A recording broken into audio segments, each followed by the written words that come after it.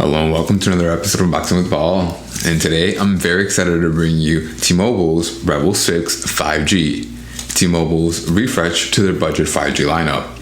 Let's take a look at it. Released earlier this August, this phone retails for $169.99, features 64GB of storage paired to 4GB of RAM, as well as Bluetooth 5.2, dual band Wi-Fi AC, a 4500 mAh battery, and the same MT700 processor you'll find in the more expensive Revvl 6 Pro, which, I guess it's cool. I guess you don't have to spend extra money in order for you to get the higher end or the higher up processor. In the box, we got a quick start guide, terms and conditions, as well as a Type A to Type C USB cable, and that's it. We do not get a wall adapter. The phone has this beautiful stone-washed blue color to it that is almost like a semi-gloss, and it gives it a very, very nice look to the device. The device itself sports a 6.5-inch 720 by 1600 IPS display that still manages to include a 3.5mm auxiliary jack, a 5-megapixel selfie lens. Now if we look on the back, we can see our main camera array, which is going to include a 13-megapixel main lens, followed by a 2-megapixel depth lens and a 2-megapixel macro lens. Even though we do have dual band Wi-Fi AC and Bluetooth 5.2, we unfortunately don't have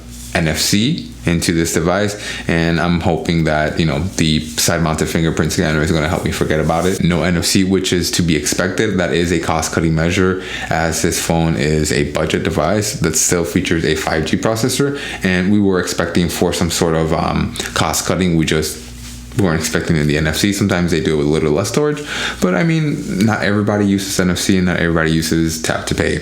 If we look over on the left side of the device, we're going to be able to see our SIM/SD card tray. When we go over to the top of the device, we're going to be able to see our pinhole microphone.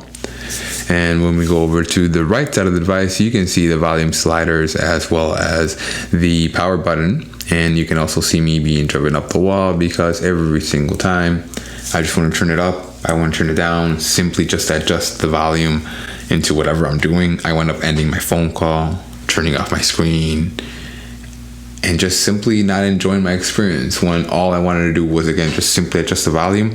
Please, manufacturers, stop putting volume sliders and buttons, power buttons, on the same side. And when we go over to the bottom of the phone, we can see our speaker grill. We're going to see our Type C port, one more pinhole microphone, as well as an auxiliary jack, 3.5mm for our headphones, or a line out. This device vibrates a lot whenever you're typing out a text message or typing anything. Listen to this. Sounds like a little RC car revving up.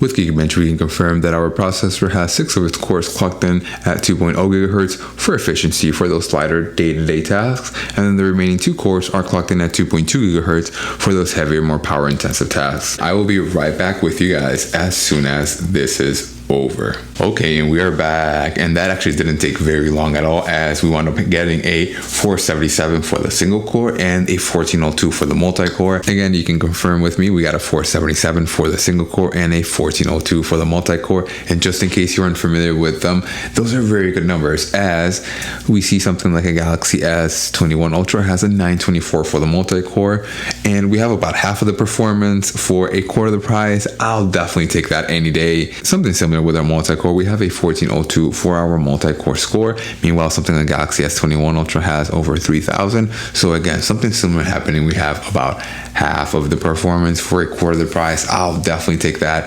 That is, again, very good, and probably that 5G processor is what's making this device come out on top and have slightly better numbers than the rest of its counterparts. All right, let's go ahead and fire up our selfie camera, and then that was a selfie on the Revvl 6 5G, and then this is what video looks and sounds like on the selfie camera of the Revvl 6 5G. It's okay. It's an average selfie camera. We're going to be able to see how bad or how good it is as soon as we get it uploaded into the MacBook. You guys be the judge of that. And equally, let's go ahead and find out. This is what video looks and sounds like on the main camera of the Revvl 6 5G. We're going to be able to see just how good or how bad this camera quality is. You guys are going to be the judge of that as soon as we upload that into the MacBook. And go ahead and leave me know in the comments. What are your thoughts on this device? Is this the brand new standard for 5G? As for under $200, I wasn't expecting to find a 5G device, much less one that ran actually this good. And as always, thanks for watching.